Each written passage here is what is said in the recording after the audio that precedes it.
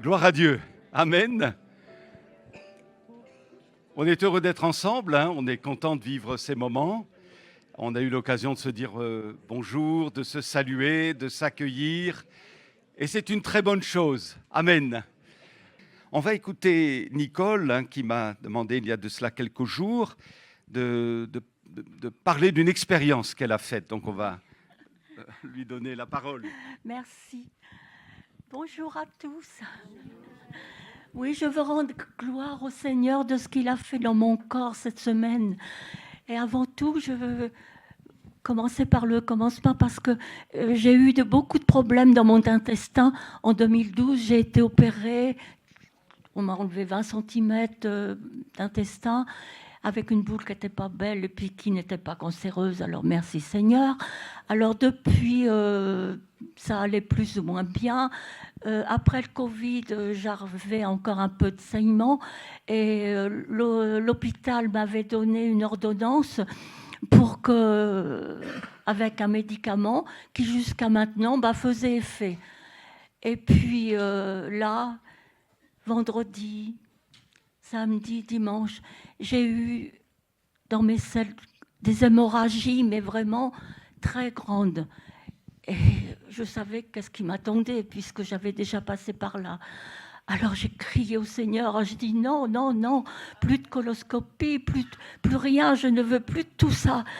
Alors j'ai crié au Seigneur et il m'a répondu. Et lundi soir, ça ne saignait plus et depuis, je suis tranquille. Et gloire au Seigneur, oui, gloire au Seigneur.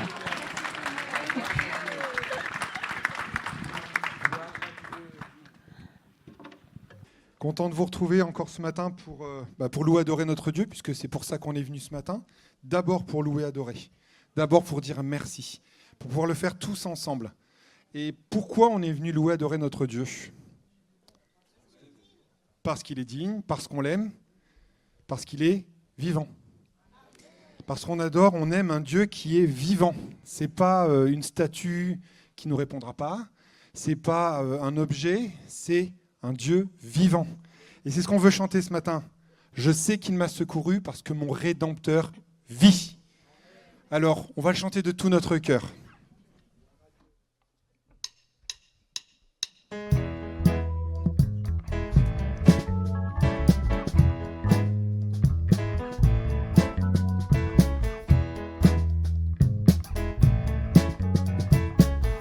Je sais qu'il m'a secouru. Son sang a couvert mes fautes. Je le crois. Oui, je crois. Il a enlevé ma honte. Je suis guéri en son nom. Je le crois. Oui, je crois.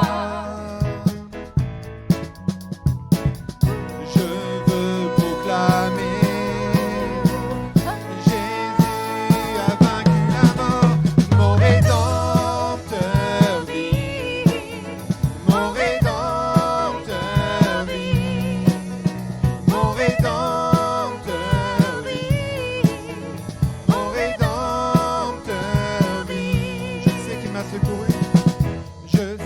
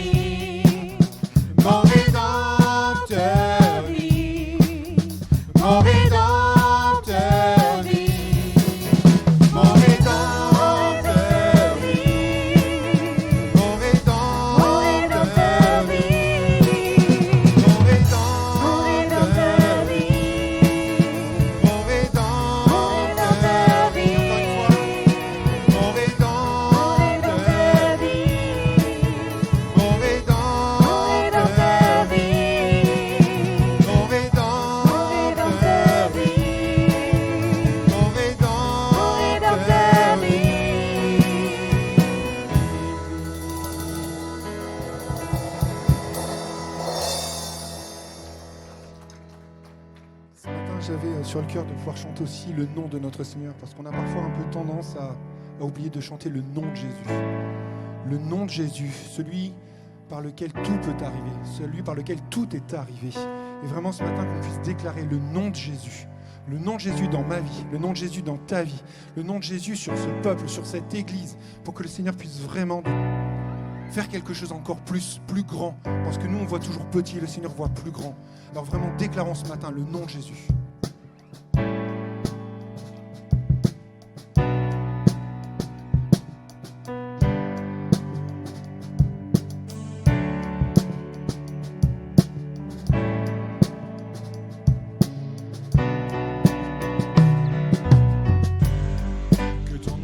Majestueux,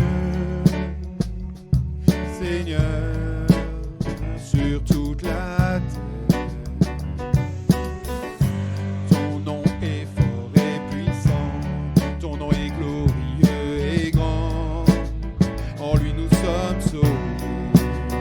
Le nom de Jésus, plus haut que tous les noms. Roi des rois, aucun nom n'est comme le tien. Que tous les noms, Alpha, Oméga, aucun nom n'est comme le sien. Ton nom est comme un doux parfum, déversé sur mon âme, sur mon âme. En ton nom nous surmontons tout, en ton nom nous avons la victoire. Ton nom est tout puissant. Le nom de Jésus, plus haut que tous les noms. Roi des rois, aucun nom n'est comme le sien. Le nom de Jésus, plus haut que tous les noms. Alpha, Oméga, aucun nom n'est comme le sien. Le nom de Jésus, plus haut que tous les noms. Roi des rois, aucun nom n'est comme le sien. Le nom de Jésus, plus haut que tous les noms. Alpha, Oméga, aucun nom n'est comme le sien. Aucun autre Dieu n'a vaincu la mort que Jésus-Christ ressuscité. Nous l'élevons plus haut. En son nom, tout genou fléchit. En son nom, tout homme est sauvé. Nous invoquons son nom. Le nom de Jésus, plus haut que tous les noms. Jésus, roi des rois. Jésus, aucun nom n'est comme le sien. Jésus, le nom de Jésus, plus haut que tous les noms. Jésus, Alpha, Oméga, aucun nom n'est comme le sien. Jésus, Jésus, Jésus, Jésus, oh, oh, Jésus, Jésus, Jésus, Jésus, oh, oh, Jésus, Jésus, Jésus, Jésus, oh, oh, Jésus, Jésus, Jésus, Jésus, oh, oh, Jésus. Le nom de Jésus, plus haut que tous les noms. Roi des rois, aucun nom n'est comme le sien. Le nom de Jésus, plus haut que tous les noms. Alpha, Oméga, aucun nom n'est comme le sien. Le nom de Jésus, plus haut que tous les noms. Roi des rois, aucun nom n'est comme le sien. Le nom de Jésus, plus haut que tous les noms. Alpha, Oméga, aucun nom n'est comme le sien.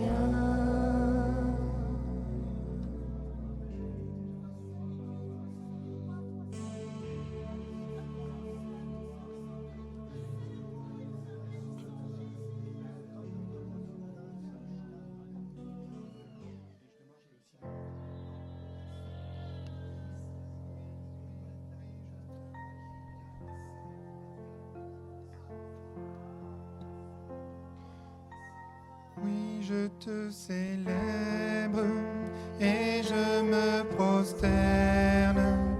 Je veux proclamer ta majesté. En toi tout n'est que grâce, tout est admirable. Dieu, tu es si grand et bon pour moi.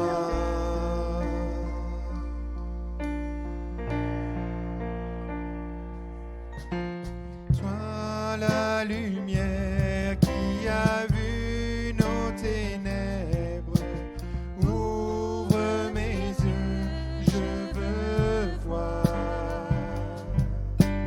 Grâce et beauté que mon cœur adore, mon âme aspire après toi. Oui, je te célèbre et je me prosterne. Je veux proclamer ta majesté. En toi tout n'est que grâce, tout est admirable. Dieu, tu es si grand et bon pour moi.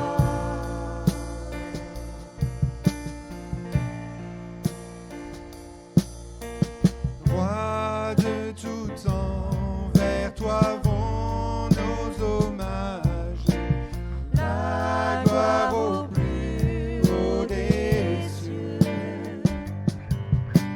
Sur cette terre, tu t'es fait misérable, humble et petit par amour. Oui, je te célèbre et je me prosterne. Je veux proclamer ta majesté. En toi tout n'est que grâce, tout est admirable. Dieu, tu es si grand et bon pour moi. Oui, je te célèbre et je me prosterne. Je veux proclamer ta majesté. En toi tout n'est que grâce, tout est admirable. Dieu, tu es si grand et bon pour moi.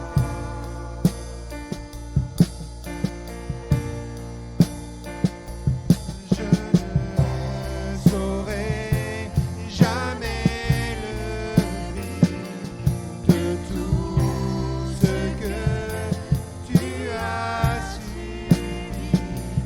Je ne saurai jamais le prix de tout ce que tu as subi. Oui, je te célèbre et je me prosterne. Je veux proclamer ta majesté. En toi tout n'est que grâce, tout est admirable. Dieu, tu es si grand et bon pour moi. L'Église.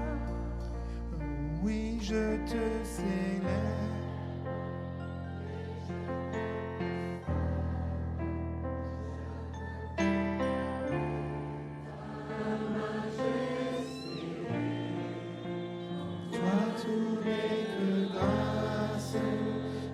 tout est admirable.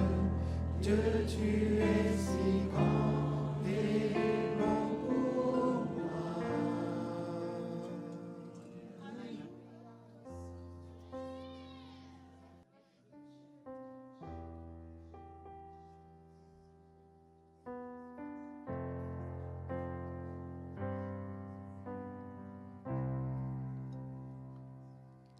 Dieu de gloire, je t'adore.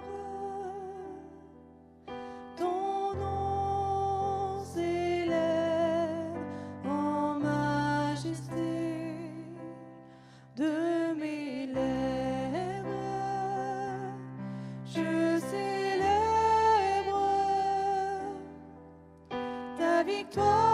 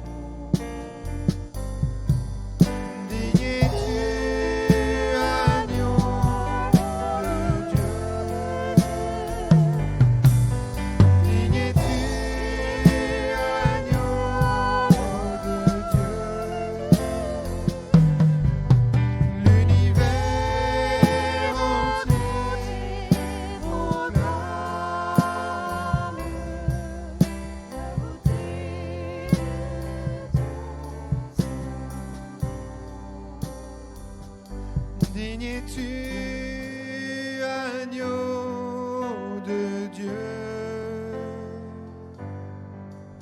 Dignes-tu, agneau de Dieu? Tous les anges ensemble acclament la puissance de ton nom. Digne es-tu, agneau de Dieu. Digne es-tu, agneau de Dieu. L'univers entier proclame la beauté de ton saint nom. Dieu de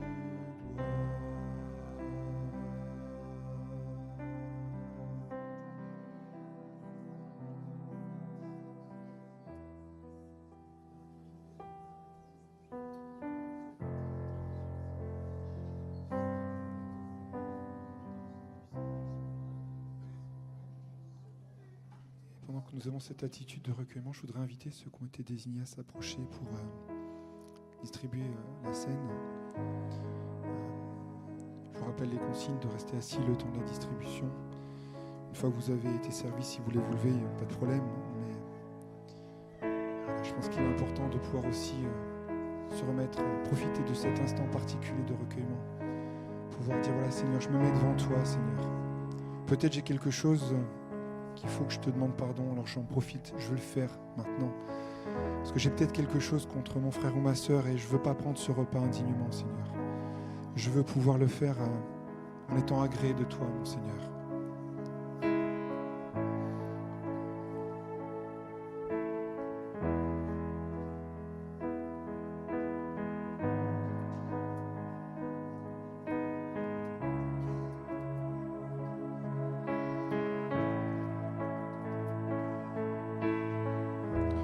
Ta grâce infinie remplit ma vie. Oui, je crois en ta parole, je t'attendrai. Approche-toi, Saint-Esprit, renouvelle-moi. Je me prosternerai,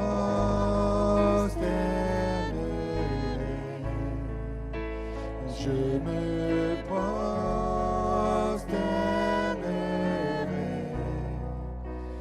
et je t'adorerai.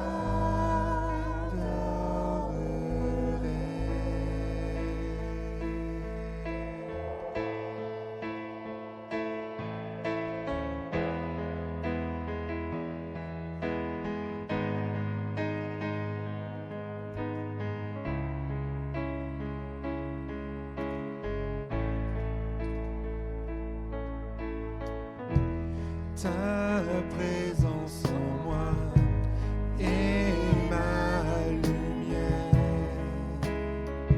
Par la force de ta parole, je me restaure, tu me rachètes et ton esprit me libère. Je me prosternerai,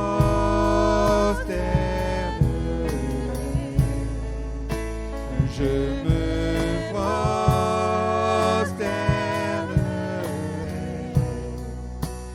et je t'adorerai.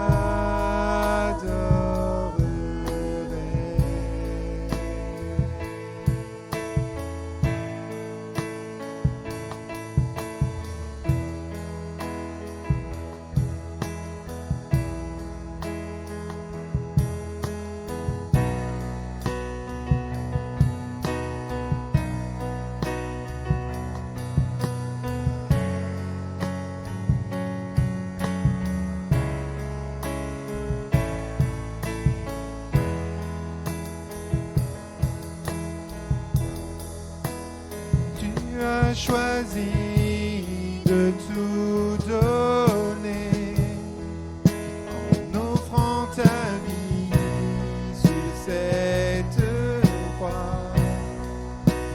Grand est l'amour versé pour nous, c'est notre Dieu.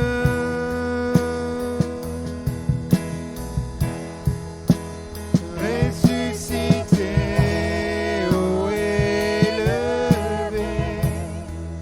pour toujours tu es glorifié.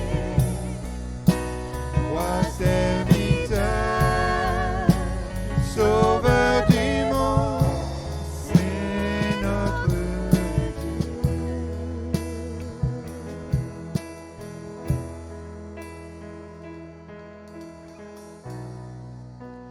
Je me prosternerai,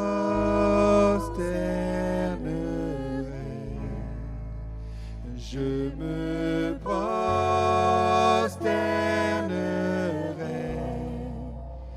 et je t'adorerai.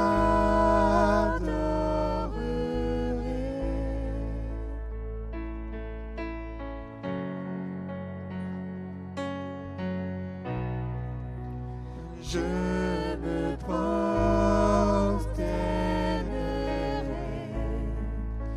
je me prosternerai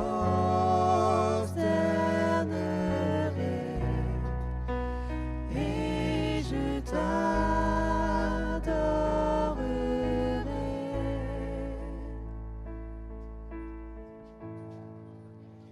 Tu as choisi de tout donner en offrant ta vie sur cette croix. Grand est l'amour versé pour nous, c'est notre Dieu.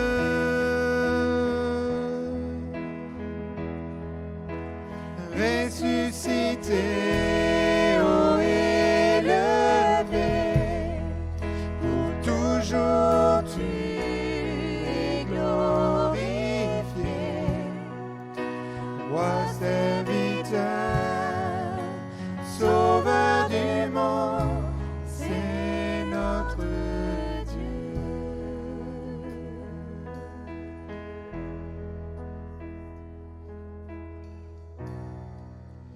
Je me prosternerai,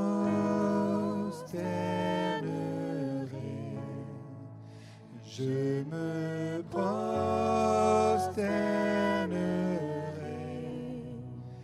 et je t'adorerai.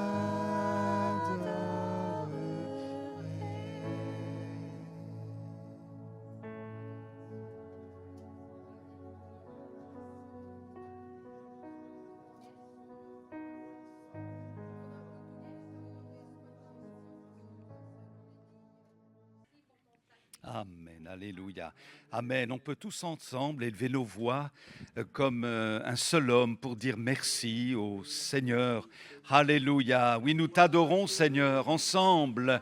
Nous t'offrons notre louange, nos actions de grâce pour un tel sacrifice, pour la valeur du sang de l'agneau, l'expiation de nos péchés, la vie éternelle, l'assurance du pardon. Alléluia, tu as fait de nous des enfants de Dieu. Merci pour notre réconciliation avec le Père par notre foi dans le sacrifice et la résurrection de Jésus, le Fils de Dieu. Alléluia, tu as transformé nos vies. Et Seigneur, tu as aussi libéré nos vies du joug du péché. Gloire à toi. Alléluia, tu nous offres la guérison, tu nous offres la délivrance. Oh, tu relèves la main battue. Alléluia. Tu étends tes mains sur chacun de nous, selon notre besoin. Mais notre désir est de nous prosterner devant toi. Comme nous l'avons chanté, Seigneur, nous nous offrons à toi sur l'autel. Alléluia. Et nous proclamons ta divinité, ta royauté, ta majesté au milieu de nous. Règne, ô Fils de Dieu, règne sur chacun de nos cœurs, au nom de Jésus. Alléluia, nous appelons la guérison sur cet auditoire. Nous appelons la guérison des corps au nom de Jésus. Nous proclamons la libération des douleurs. Tu brises les chaînes. Maintenant, Seigneur, en ton nom, nous plaçons notre confiance dans ce que tu as accompli pour nous, dans ta bonté, Seigneur, au nom de Jésus. Amen. Amen. Gloire à Dieu. Voilà, mes amis, nous continuons nos réflexions sur le sermon de Jésus, qu'on appelle le sermon sur la montagne. Et nous nous sommes posé la question suivante. Qu'est-ce que Jésus dit de moi, dit de toi, qui lui appartient, dans le sermon sur la montagne? Alors, j'ai donné un titre à notre réflexion. Je voudrais vraiment que ça parle à nos cœurs. En tout cas, je peux vous dire que ça a parlé à mon cœur. Avalé par l'inquiétude ou en paix dans la foi. Avalé par l'inquiétude ou en paix dans la foi. Qu'est-ce que Jésus dit de toi? Qu'est-ce que Jésus dit de moi?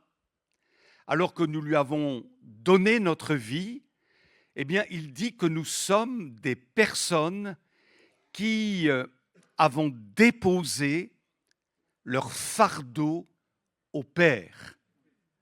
Nous avons un Père pour nos inquiétudes. Et nous sommes appelés les uns et les autres à être des hommes et des femmes qui lâchent prise en Dieu. Jésus parle des soucis. Et il nous encourage, notamment dans le Sermon sur la montagne, à ne pas cultiver l'inquiétude. On va le lire ensemble dans Matthieu, chapitre 6, verset 25. « C'est pourquoi je vous dis, dit-il, ne vous inquiétez pas pour votre vie, de ce que vous mangerez, ni pour votre corps, de quoi vous serez vêtus. La vie n'est-elle pas plus que la nourriture, et le corps plus que le vêtement ?» Par ailleurs, au verset 27, « Qui de vous, à force d'inquiétude ?» J'aime bien cette traduction, « à force d'inquiétude » peut prolonger son existence, ne serait-ce que de quelques instants. Autrement dit, Jésus veut nous dire qui par ses inquiétudes va changer quelque chose, quoi. Et au verset 34, il ajoute « Ne vous inquiétez donc pas du lendemain, car le lendemain prendra soin de lui-même, à chaque jour suffit sa peine. » Le mal de notre siècle, c'est quoi? Oui, l'angoisse, le stress, la dépression, les inquiétudes. On n'a jamais autant consommé d'anxiolytiques qu'aujourd'hui en France. Et nous détenons même le record européen de consommation d'anxiolytiques. On ne fait pas cocorico là. Hein? Et la vie est tellement compliquée que ça craque de partout. On entend parler d'adolescents de plus en plus nombreux qui se suicident, des jeunes gens qui tombent dans la dépression, des foyers qui explosent et des personnes âgées qui sont dans la désespérance. On assiste partout à des craquages et, excusez-moi l'expression, à de terribles pétages de plomb. C'est comme s'il y avait une saturation d'inquiétude, de stress, de tension que les gens n'arrivent même plus à gérer. C'en est trop. Et la parole donne un antidote à ce stress. L'apôtre Pierre nous dit, vous connaissez ce verset par cœur, pour la plupart d'entre vous, 1 Pierre 5, verset 7, on va le lire. Déchargez-vous. Déchargez-vous. Sur qui? Sur Jésus. Déchargez-vous sur lui de tout, c'est-à-dire des petites inquiétudes de la vie, mais aussi des fardeaux très lourds qu'on ne peut même pas porter, nos faibles épaules ne peuvent pas les porter. Déchargez-vous sur lui de tous vos soucis, car lui-même prend soin de vous. Et une autre version que j'apprécie aussi beaucoup, dans la Bible Martin, qui dit « lui remettant tout ce qui peut vous inquiéter ». Lui remettant tout ce qui peut nous inquiéter, car il a soin de vous. Alléluia, alléluia. Alors, j'imagine, on a prié pour Mamie Gigi tout à l'heure, hein, excuse-moi Mamie Gigi de parler de toi, hein, mais Mamie Gigi doit faire à peu près 1m50, à peu près, encore plus bas. Bon, je suis très positif. Et on bénit notre sœur, vraiment, vraiment. Maintenant, vous avez vu notre frère qui nous a entraînés dans le chant, Samuel, qui fait à peu près 1m87, 88. 1m94. Et je ne dirai pas le poids, ni celui de Mamie Gigi. Mais pourquoi je vous dis ça? Imaginez Mamie Gigi en train de porter un lourd fardeau. Du haut de ses 1m50 et moins encore, semble-t-il. Elle porte un lourd fardeau. Oh, c'est lourd à porter. Et voilà que Samuel arrive en lui disant « Mais Mamie Gigi, je peux porter ton fardeau. Laisse-le-moi. » Et Samuel va prendre le lourd fardeau que Mamie Gigi ne peut quasiment plus porter. Il est évident que le fardeau n'a pas disparu. Il demeure, il est là, mais il y a eu un changement de porteur. Ce n'est plus Mamie Gigi qui porte ce fardeau, mais c'est Samuel. Et c'est ça, mes amis, que la Bible veut nous enseigner. C'est ça, se décharger. Ce que l'on confie à Dieu, nous ne le portons plus.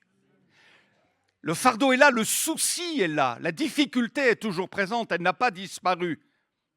Mais le Seigneur se propose de prendre ce souci sur lui. Et il est beaucoup plus facile alors, dans ce cas-là, de l'assumer. Souvenez-vous de cette parole dans le livre des psaumes, le psaume 81, je vous cite, verset 7. Dieu dit à propos d'Israël, « J'ai déchargé tes épaules du fardeau. » Voyez l'image ? Le Seigneur qui s'approche de toi, tu portes un lourd fardeau, il s'approche de toi et il vient te soulager. Et il est ajouté, tes mains ont laissé le lourd panier. Il faut lâcher prise en fait.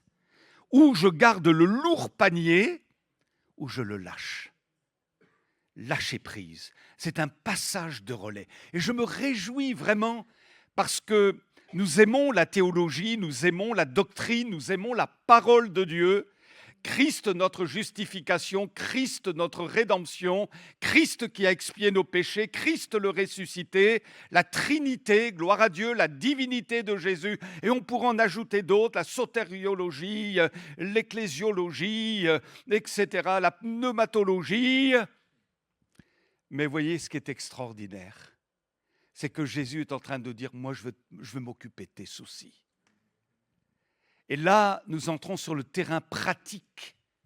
Et c'est ça le sermon sur la montagne, c'est la pratique, la vie de tous les jours. Et dans la vie de tous les jours, nous avons à confronter inévitablement, bien que ayant Jésus dans notre cœur, différents problèmes.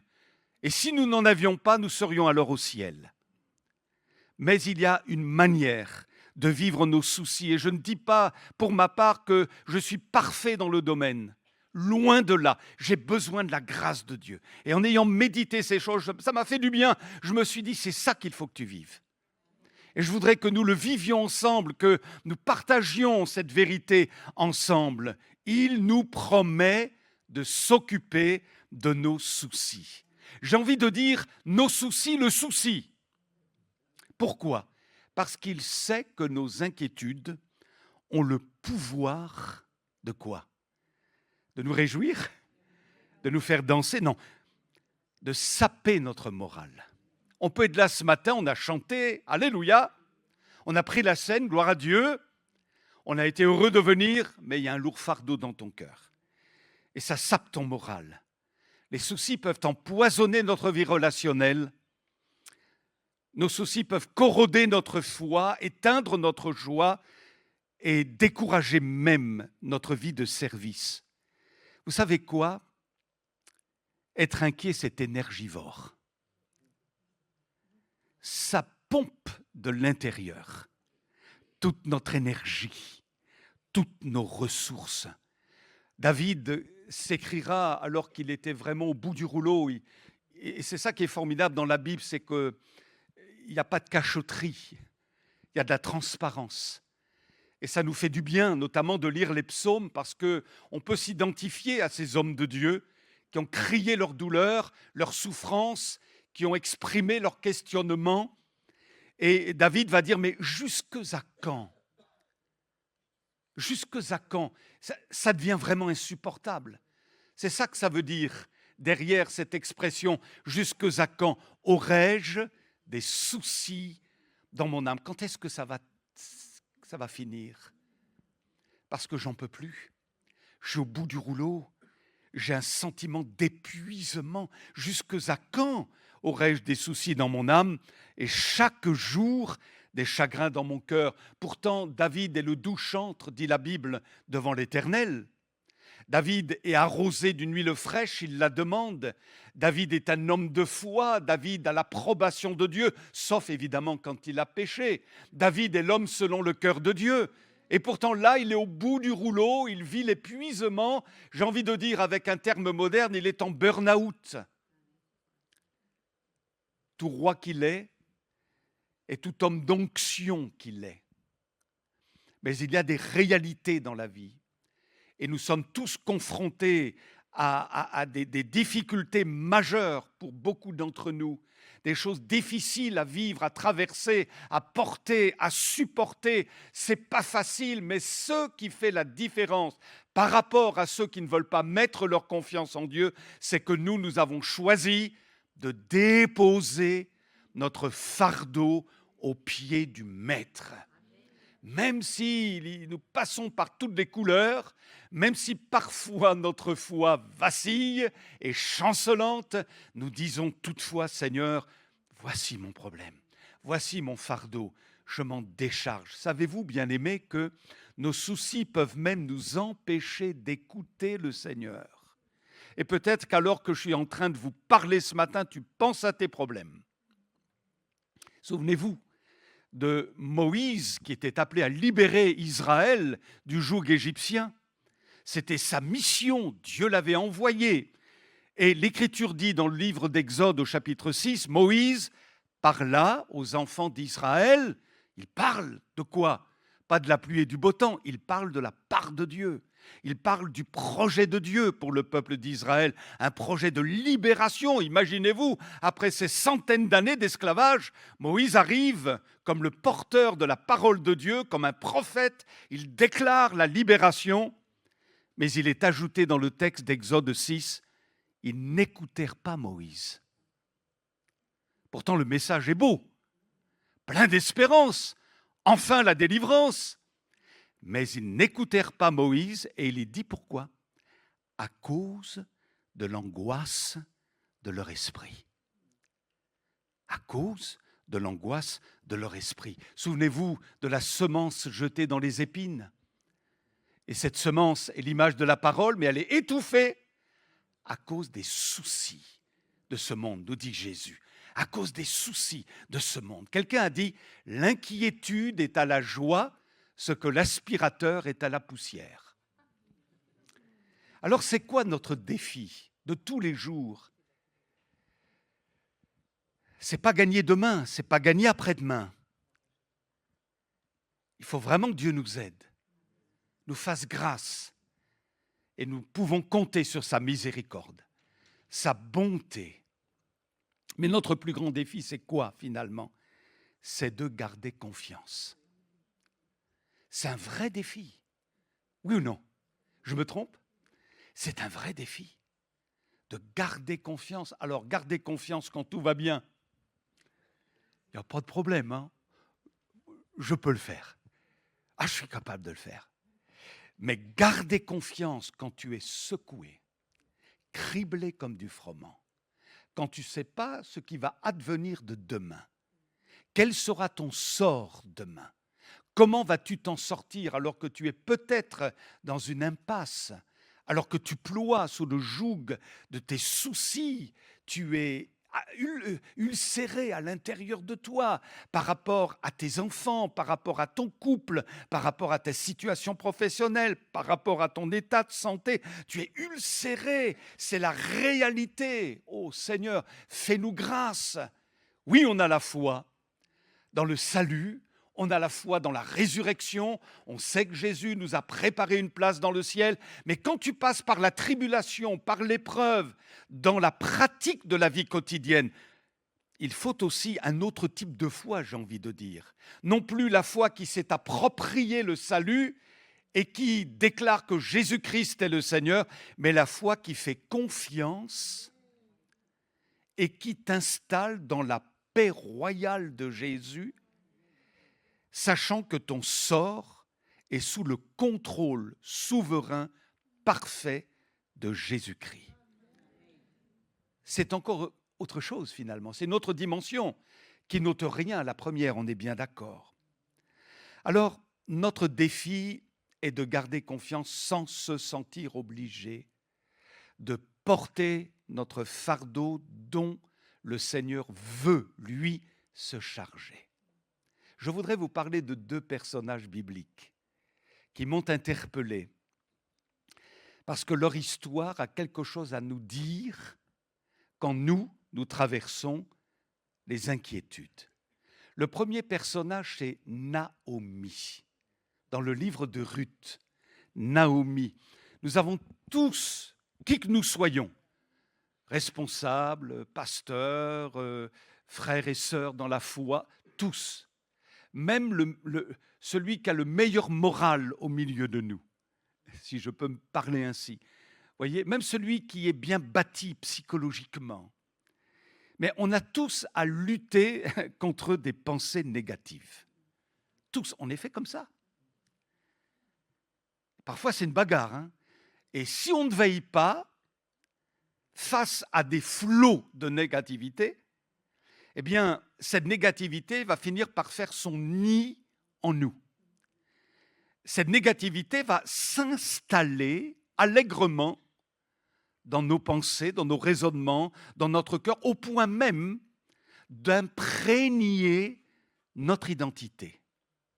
Ça veut dire que, où que tu sois, il y aura toujours une pointe de négativité dans ton discours. On a eu une bonne réunion ce matin. Oui, mais. Tes enfants ont eu de bonnes notes à l'école. Oui, mais. Tu vas aller en voyage, ça s'est bien passé. Oui, mais. Toujours une pointe de négativité. Et sans que nous nous en rendions compte, eh bien, finalement, si on analysait chacun d'entre nous nos propos à court de journée, nous serions étonnés de la mesure de négativité de beaucoup de nos propos. Vraiment, je le dis pour moi-même. Et peut-être que cette semaine, je vous lance un défi, examinez vos paroles. À un moment donné, il faut s'arrêter même, se dire, mais j'arrête pas de répéter la même chose. Et ça tourne en boucle. Ça revient, et c'est négatif. Il y a une connotation négative dans ce que je dis. Ça ne marchera pas là, ils ne sont pas comme ça, et ils n'iront pas plus loin, et ils ne s'en sortiront pas. Waouh! Pourtant, on a loué Dieu le dimanche matin. On a chanté, on a béni sincèrement le Seigneur, mais il y a les réalités pratiques de notre vie. Et là, il y a un défi pour nous cette semaine, mais pas seulement cette semaine, on est d'accord. Pour toute la suite, il faut que Dieu nous fasse grâce. Si nous avions côtoyé Naomi dans le pays de Moab après qu'elle ait perdu son mari et ses 2 enfants, nous aurions vite constaté qu'il n'y avait plus rien de positif en elle, plus rien, absolument plus rien. Non pas parce que Naomi était une rebelle, une insatisfaite chronique, mais à cause du cumul des coups durs qu'elle venait de subir. Et mes amis, ce n'est pas parce que nous avons la foi, et béni soit Dieu pour notre très sainte foi, notre précieuse foi, dont l'objet est Jésus, crucifié, ressuscité, qui revient bientôt. Mais nous savons que sur cette terre, Jésus nous l'a dit, vous aurez des tribulations dans ce monde. Prenez courage. Alors évidemment, il y a toutes les autres promesses qui nous parlent de délivrance, qui nous parlent de bénédiction, et on y croit et on les proclame ensemble. N'empêche que, tant qu'on sera sur terre, il y aura des combats, il y aura des luttes, il y aura des soucis, des choses à traiter, des choses à confronter. Et puis nous avons un adversaire qui veut nous cribler, selon l'image de Jésus, comme du froment. Mais heureusement qu'on a Jésus qui prie pour nous, afin que notre foi ne défaille pas. Et donc, à cause de ce cumul, cette avalanche de soucis, de difficultés, de coups très durs qu'elle a subis, Naomi en a, excusez-moi, ras-le-bol. Elle est au bout du rouleau et elle dit « Non, ne m'appelez plus Naomi ». Et vous savez en Israël combien le nom était attaché à l'identité de la personne. Son nom révélait qui elle était, comment elle devait vivre. Et Naomi signifie douce et gracieuse. douce et gracieuse. Mesdames, vous êtes des Naomi, douce et gracieuse. Il y a une Naomi au milieu de nous, hein? Que Dieu la bénisse. Douce et gracieuse. Ne m'appelez plus Naomi, mais appelez-moi Mara, c'est-à-dire amertume. Amertume. Voilà qui je suis. L'amertume définissait l'identité nouvelle de Naomi à cause des coups durs. Et mes amis, attention, en fonction de ce que tu as vécu, de ce que tu as supporté, des chemins épineux que tu as traversés, attention que sans t'en rendre compte, la tristesse a fini par te gagner. Et tu as fini par démissionner. Et tu as fini par arrêter de proclamer. Quelque chose s'est passé en toi. J'ai envie de dire, un ressort s'est cassé. Un ressort s'est cassé. Ça ne t'empêche pas de croire, de lire ta Bible, d'aimer ton Église. Mais en réalité, un ressort s'est cassé. Et il n'y a que le divin médecin, le divin maître qui est capable de réparer ce ressort. En tous les cas, l'amertume, l'aigreur faisait partie désormais de l'ADN de Naomi. Et quand on parlait de Naomi devenue Mara, peut-être que les gens autour d'elle se disaient « Ah oui, la dame là, oh là là, elle n'est pas facile. Hein. Elle n'est pas à prendre avec des pincettes. Hein. Elle est dure. Hein. Elle est pleine d'aigreur. Elle est pleine de rancœur. Elle est colère, cette femme. Hein. » Que faire dans une telle situation, mes amis? Eh bien, il faut beaucoup de compassion. Il faut beaucoup de compassion, de patience. Et certainement que cette femme n'avait pas besoin d'être brusquée.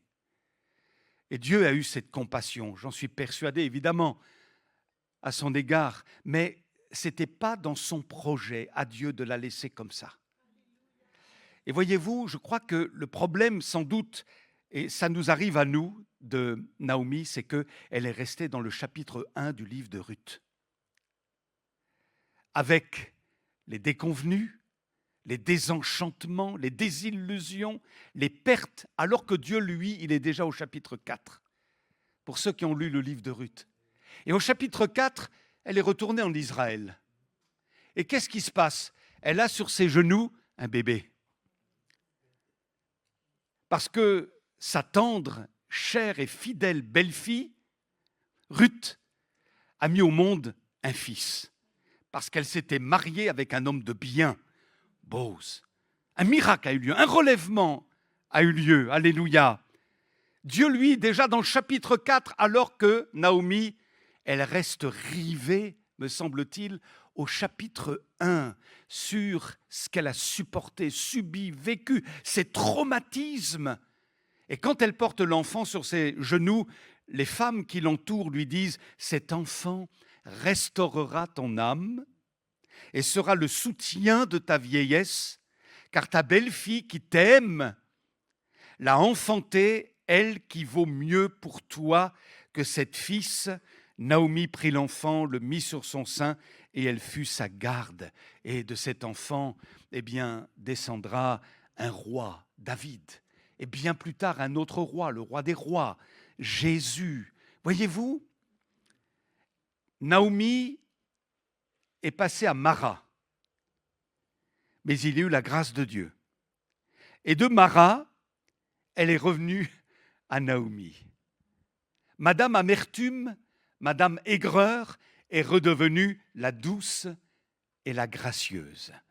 Et Dieu lui a fait connaître une autre saison de vie. Alors je me suis dit, mais Seigneur, qu'est-ce qui se passe? Je pense qu'il y a un processus, ça ne s'est pas fait du jour au lendemain. On ne sort pas de déconvenues semblables comme ça. Comme, vous voyez, il y a un processus, et souvent il y a un processus qui s'opère dans nos vies, alors que nous avons vécu des traumatismes, des choses difficiles, lourdes à porter, que ça nous a marqués. Il y a un processus de guérison, ça demande du temps. Dieu est à l'œuvre, le Saint-Esprit est à l'œuvre. Alors je me suis posé la question, mais quel a été le déclic de Naomi pour qu'elle entre dans ce processus et que de Mara, elle redevienne Naomi. Eh bien, je pense que le déclic a eu lieu quand elle a accepté d'abandonner son regard sur le négatif qui avait frappé sa vie pour le porter sur la bonté et la providence de Dieu. Je le redis, elle a accepté, mes amis, d'abandonner son regard sur le négatif du passé pour le porter sur la bonté et la providence de Dieu. Merci Seigneur. À un moment donné, il y a un recadrage dans nos pensées qui est absolument indispensable. Si on ne recadre pas au nom de Jésus nos pensées, on est vaincu.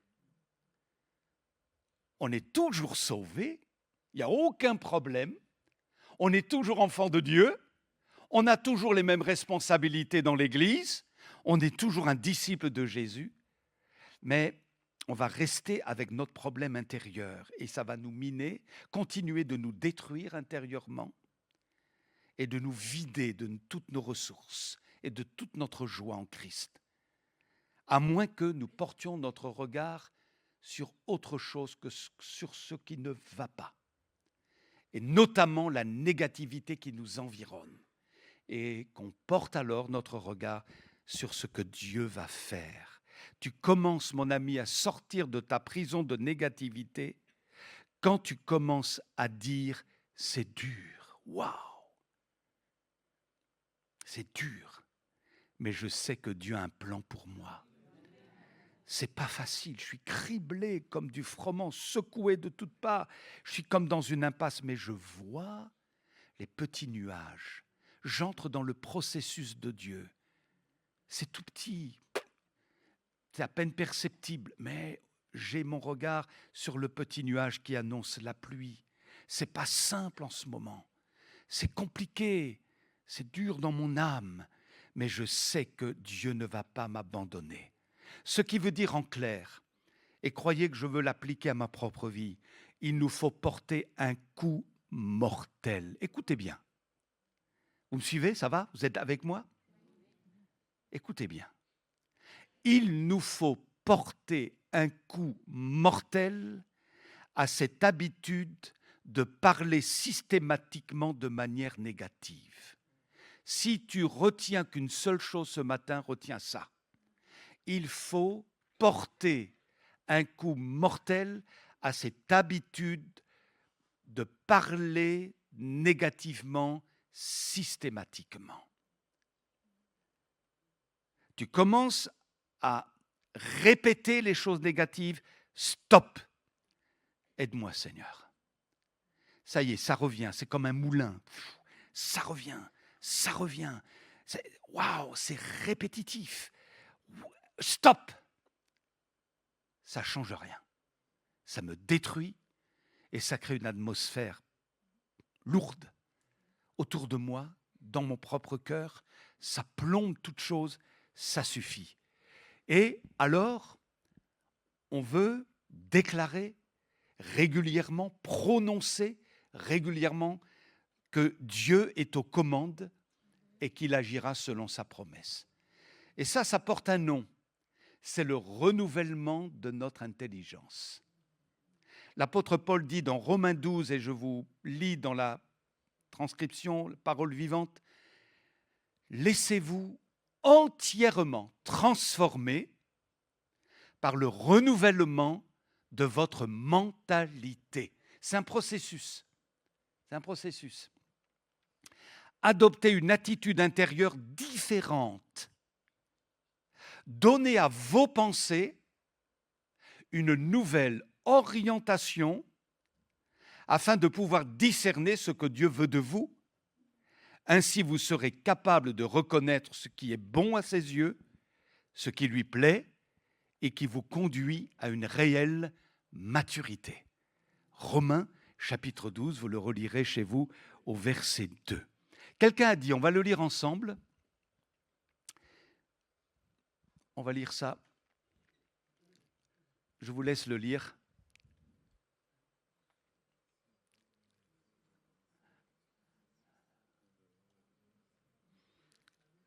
C'est bon? Amen. Ce n'est pas mon affaire de penser à mes soucis. Ah, aide-nous, Seigneur. Mon devoir est de penser à Dieu. Et alors ça, c'est beau. Je sais que Dieu, lui, s'occupe de moi. Amen. Et le deuxième personnage aussi qui a quelque chose à nous dire quand on traverse des tempêtes, c'est Jonas. Parce que dans l'histoire de Jonas, on sait tous, il y a eu une sacrée... Alors, c'est même pas une baleine, parce qu'une baleine ne peut pas engloutir un homme, mais un cétacé de type cachalot peut engloutir un homme. Et dans l'Écriture, il est dit un grand poisson.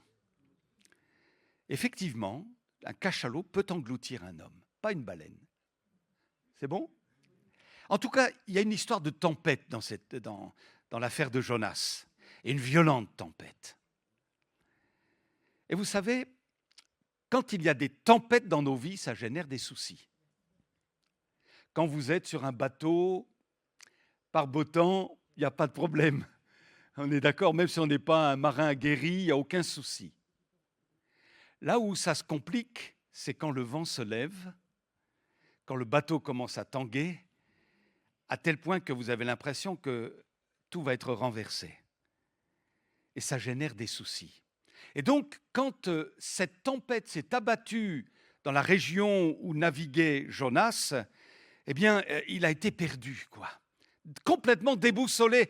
Et il arrive, mes amis, que quand la tempête, je ne parle pas d'une petite tempête, mais les tempêtes que, bon, voilà, on a entendu parler de tempêtes en ce moment, les vraies tempêtes qui décoiffent, quoi, vous voyez ce que je vais vous dire? Vous voyez? Eh bien, quand vous avez une tempête comme ça, mes amis, je peux vous dire, parfois ça nous déboussole complètement. Ça nous fait paniquer. Et le résultat, c'est quoi? Eh bien, c'est que ça a tiré Jonas vers le bas. Si on ne gère pas nos soucis, ça nous tire toujours vers le bas. Jamais vers le haut, hein, mais toujours vers le bas. Alors on le voit au fond du bateau, il est dans la cale. Ensuite, il est au fond de la mer. Et ensuite, il est dans le ventre du grand poisson. Ce qui veut dire que les soucis nous tireront toujours vers le bas jusqu'à nous engloutir. Comme Jonas a été lui-même englouti dans le ventre du grand poisson. Et là, dans le ventre du grand poisson, eh bien, Jonas, il est comme dans une prison. Vous imaginez dans le ventre d'un poisson? 3 jours dans ce ventre. D'ailleurs, Jésus fait le parallèle entre sa crucifixion et la résurrection. 3 jours. 3 jours dans le ventre d'un poisson. C'est une véritable prison. Il est enfermé là-dedans. Certainement que c'est difficile pour respirer. Quand vous avez de lourds soucis, c'est comme si vous étiez en train de vous asphyxier. Et puis, il n'y a pas de lumière, quoi. C'est compliqué pour lui. Une complication indicible. Et cet enfermement nous parle de nos soucis qui veulent nous entraîner dans, justement, un enfermement. Jonas ne contrôle plus rien. Vous savez, quand vous traversez des difficultés majeures, on a du mal à maîtriser nos émotions, on ne contrôle plus. Et tout à coup, on devient irritable. Il faut peu de choses, quoi. Et vous partez au quart de tour. Pourquoi? Parce que vous êtes tellement chargé que, ne connaissant plus le repos, la paix, vous devenez nerveux. Voyez, vous devenez nerveux, irritable. Et ce n'est pas facile, négatif, préoccupé. Votre femme vous parle, mais vous êtes ailleurs. Vos enfants vous parlent. Combien de fois mes enfants, quand ils étaient petits, ils me parlaient, moi j'étais ailleurs. J'étais ailleurs, complètement ailleurs. Et ce n'est pas bon, ça. Parce que c'est un manque d'attention concentrée. Et nos enfants méritent notre attention concentrée. Voyez, ils méritent qu'on les regarde quand ils nous parlent. C'est important, l'attention concentrée. D'ailleurs, j'ouvre une petite parenthèse que je referme tout de suite. Surtout, quand quelqu'un vous dit bonjour, ne faites jamais ça, bonjour. Ça arrive parfois. Hein. Vous êtes préoccupé par autre chose, bonjour. C'est très désagréable.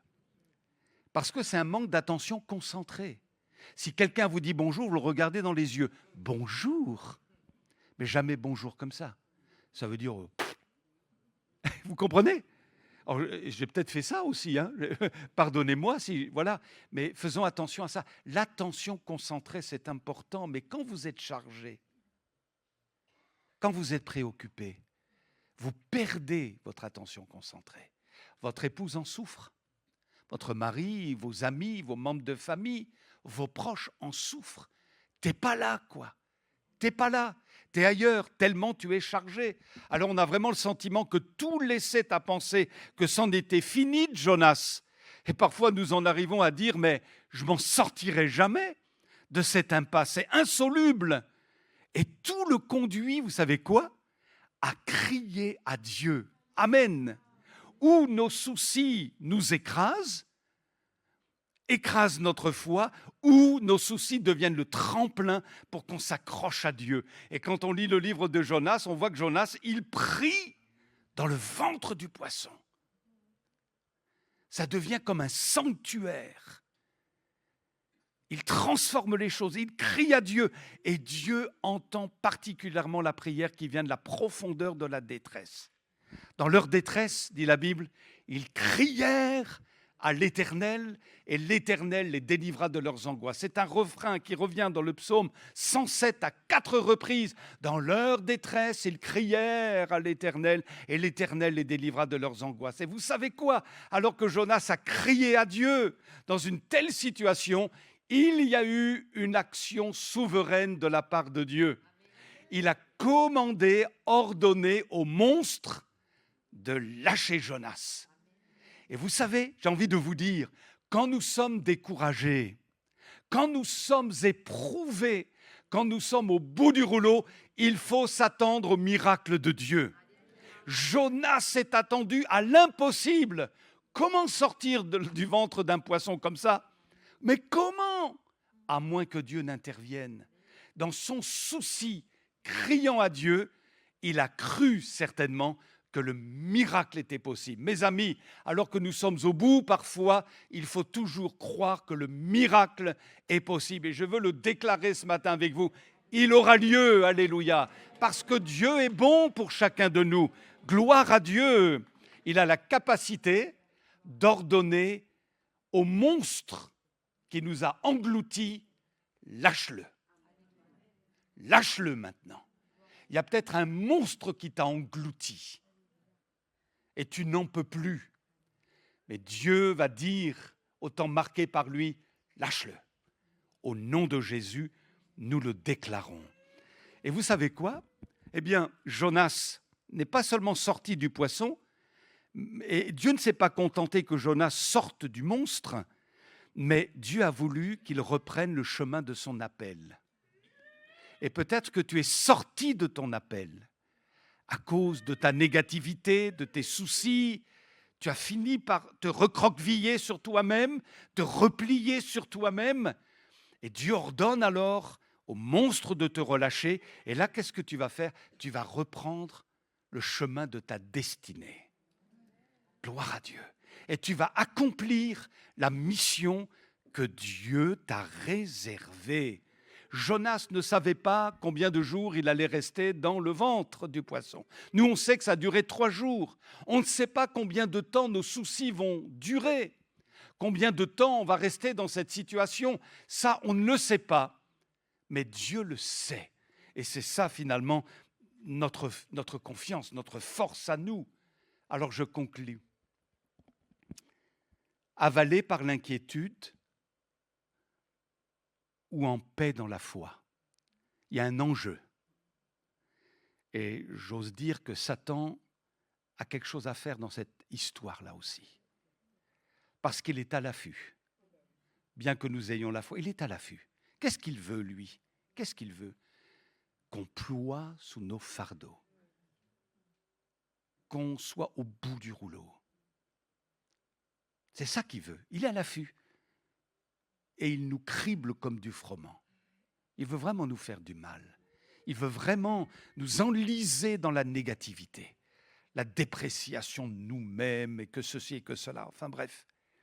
Et puis voilà, il y a la voie royale. Et c'est un vrai combat, un vrai processus. Dieu ne nous brusque pas. Il n'a pas brusqué Naomi, il n'a pas brusqué Jonas.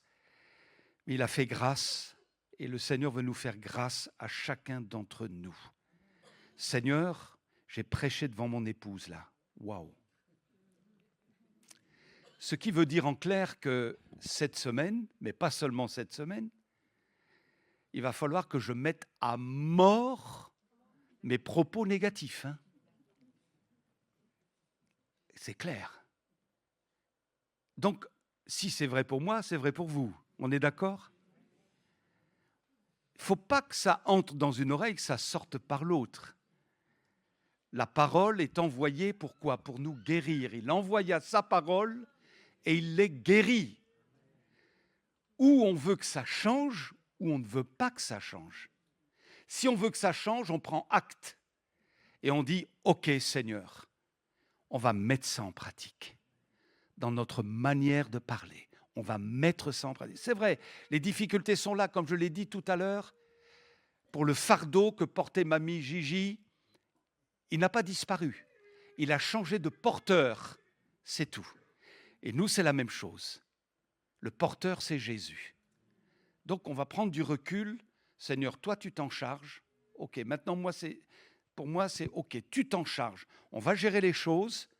Ça ne changera pas pour autant que celui-ci est dans cette situation. Celle-là, ça me fait mal, mais c'est toi qui portes tout ça. La douleur, c'est toi qui la portes. Moi, je vais cheminer dans ton repos. Et je vais continuer de proclamer que tu es vainqueur. Vous voyez la différence? C'est extraordinaire quand même. Hein? C'est ça finalement. Et s'il n'y a pas une différence entre les enfants de la lumière et les enfants des ténèbres, où est la puissance de l'évangile dans nos vies? N'est-ce pas vrai? Il faut que Dieu nous fasse grâce. Souvent, je dis à mon épouse, mais quand on regarde des émissions télé, les informations, tout ça, des plateaux de télé, mais vous avez des gens, mais ils sont toujours en train de sourire. Je dis, mais qu'est-ce qu'ils ont du punch, ces gens-là? Vous les voyez jour après jour, on a l'impression qu'ils sont imperturbables. C'est professionnel, ça fait partie de leur profession. Mais on se dit, mais c'est incroyable, on a l'impression que rien ne les atteint. Toujours le sourire, toujours du punch. Waouh! Bon, on ne sait pas ce qui se cache derrière, hein, mais vous comprenez ce que je veux dire. Et nous, enfants de Dieu, finalement, comment les gens autour de nous, tes collègues, tes membres de famille inconvertis, tes enfants inconvertis, comment ils te voient? Toi qui te revendiques de l'évangile, moi qui me revendique de Jésus. Mais comment ils nous voient? Quand ils nous côtoient finalement? Si je suis toujours en train de me plaindre, si je suis toujours en train de tenir des propos négatifs, pessimistes, mais quelque part, ils seraient en droit de nous dire, mais où est ta foi? Et parfois, ce sont les inconvertis qui provoquent un électrochoc en nous. Et c'est ce que les marins dans le bateau où était Jonas ont dit finalement. Mais où est ton Dieu? Prie ton Dieu, quoi. Jonas, mais prie ton Dieu. C'est les inconvertis, les païens, qui disent à Jonas le prophète, mais prie ton Dieu. Où est son témoignage? Que Dieu nous aide. Rappelons-nous qui nous sommes pour Jésus dans le Sermon sur la montagne. D'abord, sel et lumière dans ce monde. Vous vous souvenez? Sel et lumière. Deuxièmement, nous sommes de ceux qui déposons notre fardeau aux pieds de Jésus et qui entrent dans une dimension de repos dans la foi. Alléluia. Alléluia. On a la tête au ciel, on a les pieds sur la terre. Voilà, on ne fait pas la politique de l'autruche pour dire il ne se passe rien. Tout va bien, tout va bien, tout va bien. Non, tout ne va pas bien. C'est vrai, il y a ça, s'il ne va pas. Il y a ça. Mais il y a eu un changement de porteur. Gloire à Dieu. C'est Jésus qui s'en charge. Moi, j'avance et je lui fais confiance. On se recueille ensemble. Merci Seigneur. Alléluia. Merci parce que tu veux vraiment nous aider dans cette question de la gestion de nos inquiétudes. Ce n'est pas facile, Seigneur. Ça fait partie de nos vies. Parfois, on est secoué violemment. Il y a des choses lourdes à porter, des choses qui nous contrarient réellement. Et nous en avons pour preuve tous ces hommes de Dieu dans les psaumes qui pleurent devant toi, qui crient leur angoisse, qui n'en peuvent plus, qui sont burn-outés même. Mais la différence, c'est qu'ils t'ont fait confiance malgré tout. Ils ont crié à toi. Ils ont jeté leur fardeau à tes pieds. C'est ce que nous voulons faire. Ce matin, Seigneur, nous analysons nos vies, nos propos, notre manière de gérer nos soucis, tous les aspects négatifs de nos vies, dans nos familles, dans le travail peut-être, dans nos santé même, dans le relationnel. Parfois, il y a des choses difficiles, mais nous choisissons de changer de porteur. Pour nous, c'est trop lourd. Alors viens, toi, porter notre fardeau, Seigneur. Puisque tu nous le proposes, nous nous déchargeons sur toi de tous nos fardeaux. Tu vas prendre soin de nous. Libère-nous ce matin, Seigneur. On veut faire un acte de foi, on veut prendre position. On prend conscience qu'on n'est pas toujours au top et qu'à court de semaines, eh bien, il y a des choses, des discours répétés, répétitifs qui reviennent et reviennent. On te demande pardon pour ça, Seigneur. On veut être sel et lumière dans ce monde. Relève-nous, tu ne viens pas nous brusquer. Tu as eu vraiment beaucoup de compassion pour Naomi. Tu as aussi usé de beaucoup de pédagogie avec Jonas. Mais Seigneur, on voit le résultat. Tu as béni Naomi, tu as béni Jonas. Tu les as remis sur le rail. Tu les as replacés dans leur destinée. Gloire à toi, Seigneur. Tu es celui qui nous guérit, qui apaise nos cœurs. Nous voulons goûter au repos de Dieu dans la foi. Seigneur, n'as-tu pas dit « Je vous donne ma paix ». Je ne vous donne pas comme le monde donne. C'est vrai que la paix dans le monde dépend des circonstances, mais quant à nous, elle dépend de toi, de notre relation avec toi, de notre compréhension de tes promesses, du tout est accompli. Merci d'aider mes frères et sœurs. S'il y a au milieu de nous quelqu'un qui est vraiment au bout du bout, eh bien, viens à son secours. Renouvelle, fortifie, guérit, délivre, brise des chaînes ce matin, des chaînes de servitude. Seigneur, on n'est pas appelé à ça, à vivre avec des chaînes de servitude. Tu nous as libérés par ta mort sur la croix. Nous proclamons notre délivrance. Nous proclamons notre restauration. Nous proclamons que nous n'avons pas à être les esclaves de nos soucis. Alléluia. Nous proclamons que nous n'avons pas à porter nos regards que sur ce qui nous a traumatisés, les choses négatives, mais nous allons porter notre regard sur toi, sur tes promesses, sur un avenir pour Jésus, pour la gloire de Jésus. Seigneur, viens à notre secours. Alléluia, prends toute la place. Reviens au centre de notre vie. À toi la gloire, à toi l'honneur, à toi la puissance, notre Sauveur, en Jésus. Amen. Amen. Amen.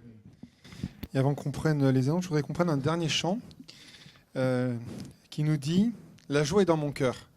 Et je trouve que ce chant va plutôt bien avec ce qu'on vient d'entendre ce matin, parce que dans ce chant, il nous est dit que pourquoi on a la joie. Parce que Jésus est mon roi, il est mon libérateur, il est ma délivrance. Donc toutes ces raisons-là nous portent, parce que le Seigneur nous porte. Alors vraiment, ce matin, chantons ce chant de tout notre cœur, en nous rappelant ce que on a entendu ce matin. Le Seigneur est le porteur de ma détresse. Et donc moi, je n'ai plus qu'à lui faire confiance.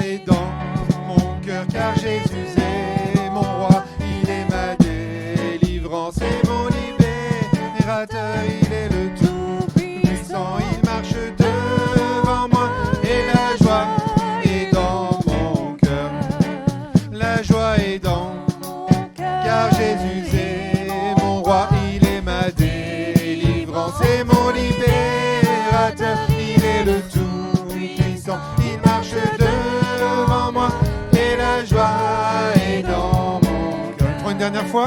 La joie est dans mon cœur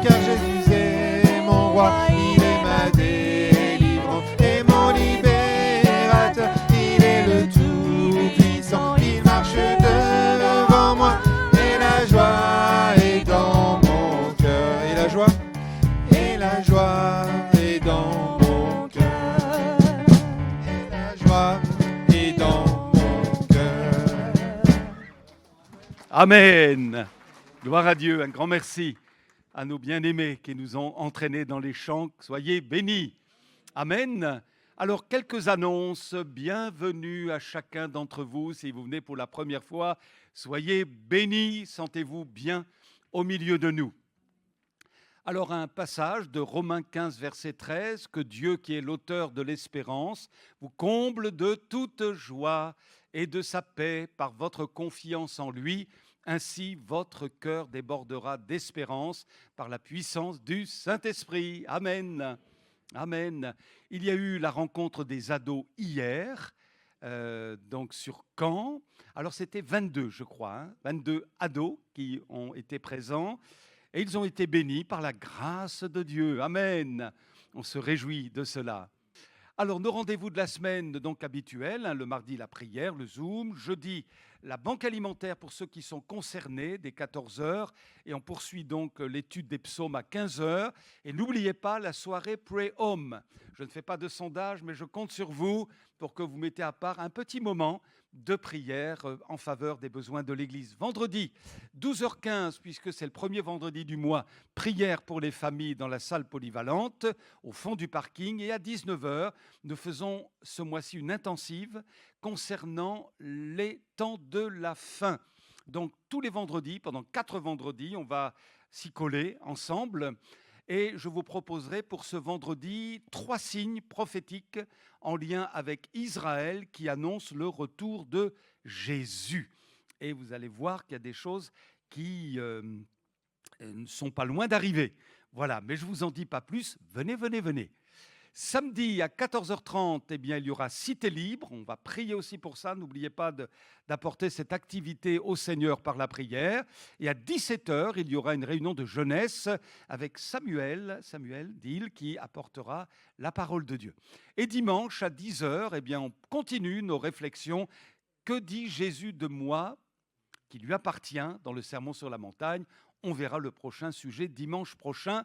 Et il y aura aussi les gibes pour les enfants. Voilà, alors une info, donc Cité Libre, je vous l'ai dit.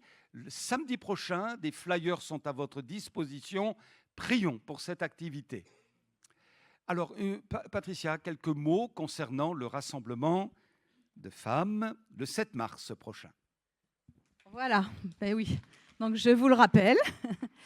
Nous nous réunirons autour du thème « Dis seulement un mot et je serai guérie » avec notre intervenante Maïwen Chenet qui nous viendra de Lannion et qui est aussi l'autrice du livre « Le prix de la liberté ».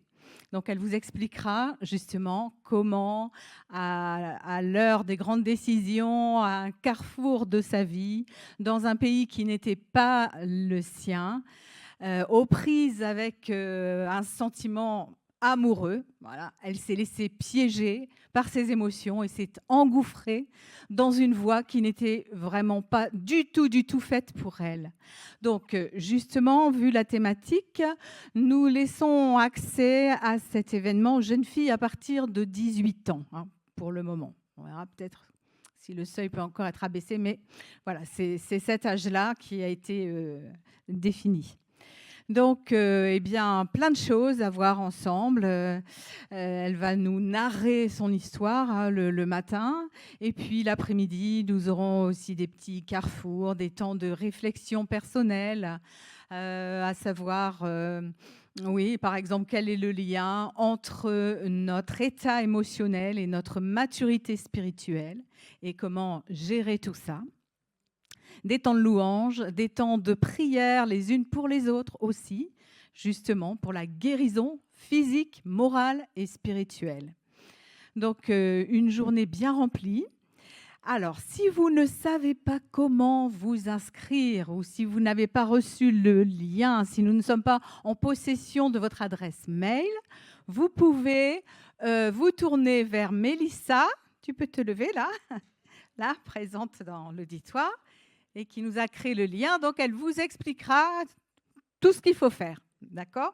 Alors, je peux déjà vous dire que quand vous flashez le QR code quand même et que vous entrez dans le lien With Event, il faut absolument que vous cochiez la case Entrée libre, que vous mettiez 1 si vous êtes tout seul, toute seule, ou le nombre que vous voulez inscrire. D'accord ? Voilà.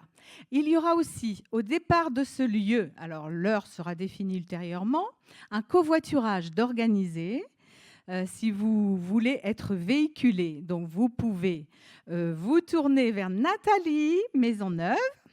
Voilà. Voilà. Donc, vous lui faites connaître soit votre possibilité de véhiculer quelqu'un ou votre besoin d'être transporté. Voilà. Auriez-vous d'autres questions ? Je pense avoir été assez exhaustive. Oui. Donc, le lieu de l'événement est à ciel ouvert, à Saint-Étienne-du-Rouvray, à partir de 9h30. Mais vous avez tout ça dans le lien. Voilà. Merci beaucoup. Que Dieu bénisse aussi ces moments. Voilà, la rencontre, donc un lieu d'écoute, d'échange, d'activités diverses aussi, qui est proposé au centre-ville, rue Charles Mouchel. Venez rejoindre les bénévoles pour partager avec eux. Et puis, n'oublions pas l'offrande aussi, apportée à l'œuvre de Dieu. Amen. Soyez bénis. À très bientôt. Bon retour à chacun.